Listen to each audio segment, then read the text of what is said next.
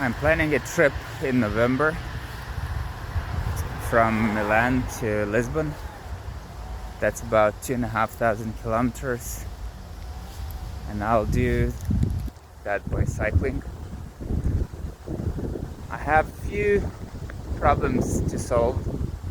One is my medical condition, which I'm fighting for the last 4 years. It's multiple sclerosis and arthritis. I'm 49. I'm not a professional cyclist. The weather won't be great in November. I cannot carry too many things. Bike will be too heavy.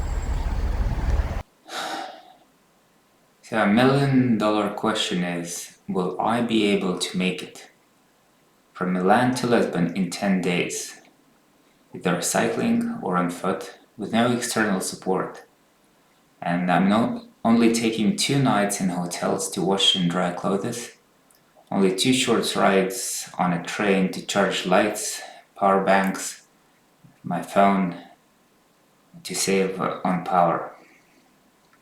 Challenges I'm facing are November has very short daylight. I cannot rely on cycling lights as they will not last long, with almost no time for charging them during the day, so I have to be saving on any power consumption and use just the daylight.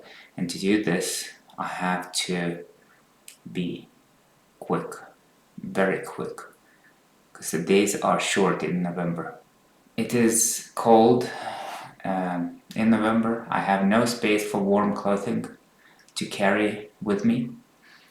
I have to eat on the go to save time and shop for food briefly with little carrying capacity, because I'm traveling ultra light with 2 small bags attached, one to the front, one behind the seat. And on average I have to cycle 235 kilometers with 1.5 kilometer ascent. In miles, that is around 140 miles a day, with almost a mile ascent, and that is 10 days continuously with no resting days in between. Cycling at high speeds through the mountains in the cold weather while feeding just on raw foods to avoid hours of darkness will demand much more effort from my body than I have ever been put against.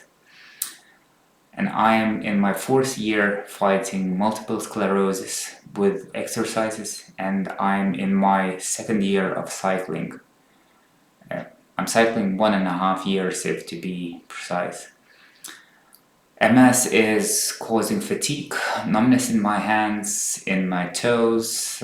It also affects my muscles, strength, and the longevity, how long I can exercise, or in sports terms, my endurance. My endurance suffered because of multiple sclerosis.